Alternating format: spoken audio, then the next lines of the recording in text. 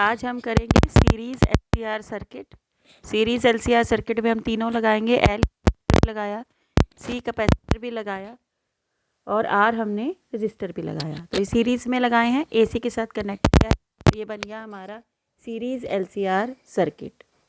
अब हमने क्या किया, इसका एक फेज़र डायग्राम बना लिया। हमें पता है रजिस्टर के केस में आई जो है और वी जो है, इसके बीच में कोई भी फेज़ डिफरेंस नहीं होता। तो बेसिकली मैंने करंट और वोल्टेज ऑफ रजिस्टर जो है वो एक ही डायरेक्शन में लगा लिया है।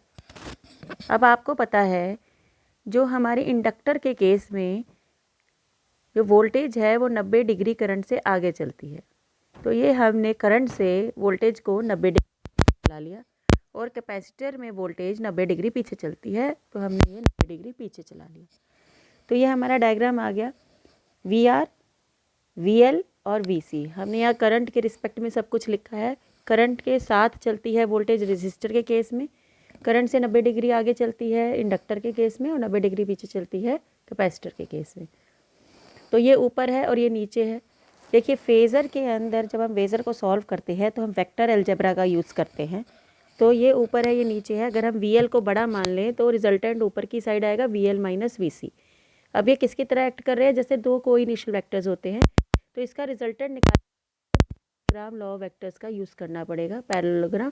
और रिजल्टेंट हमें किसके द्वारा दिया जाता है, रिजल्टेंट हमें डायगोनल के द्वारा दिया जाता है। तो ये हमारा रिजल्टेंट का फॉर्मूला होता है, आपको पता है वी, पूरी एलसीआर सर्किट का वी का square is equal to under the root V R square plus V L minus V C का whole square plus 2 V R V L minus V C cos 90।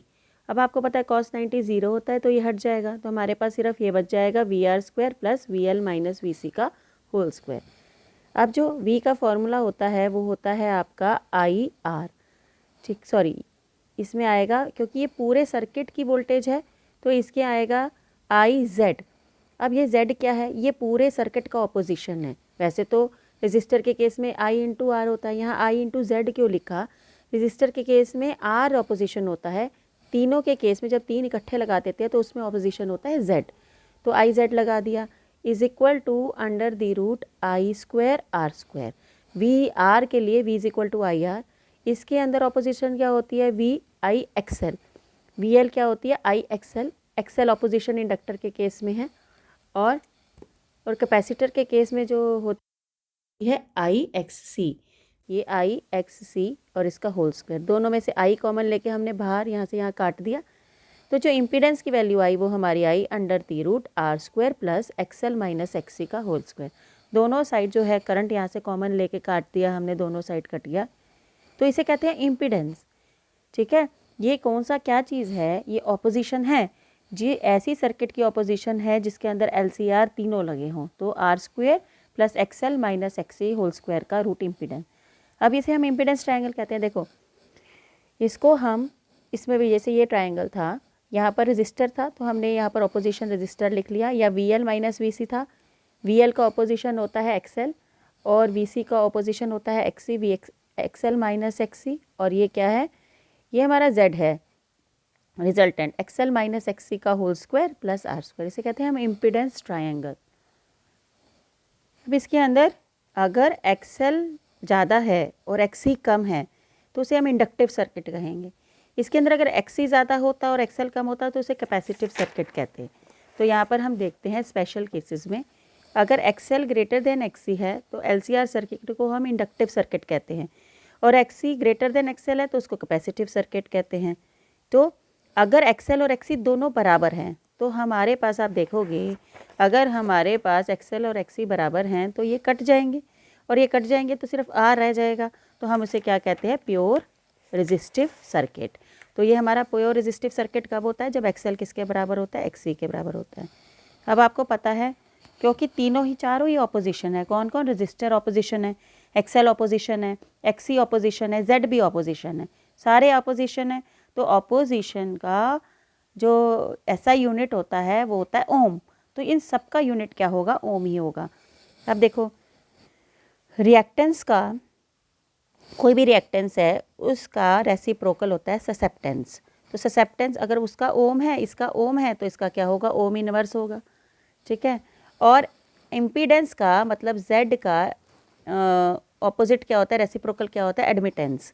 तो ये हो गया, इसका भी ओम इनवर्स होगा। तो ये आपको याद रखना है, रिएक्टेंस का ऑपोजिशन होता है ससेप्टेंस और इम्पीडेंस का ऑपोजिशन होता है एडमिटेंस। तो ये थी हमारी एलसीआर सर्किट। अब हमने एलसीआर सर्किट की रेजोनेंस कंडीशन करनी है। तो हमने यहाँ से करंट निकालना है। देखो करंट क्या होगा, वोल्टेज अपॉन जो है हमारा ऑपोजिशन। ये एलसीआर सर्किट है तो उसकी ऑपोजिशन जेड है, तो आई नॉट किसके इक्वल होगा, E naught upon opposition, opposition है जेड। जेड की वैल्यू हमने यहाँ पुट कर दी under the root R square plus XL minus XC का होल स्क्वायर। एक्सएल आपको पता है ओमेगा एल के बराबर होता है और एक्सी पता है 1 बाय आपका ओमेगा सी के बराबर होता है।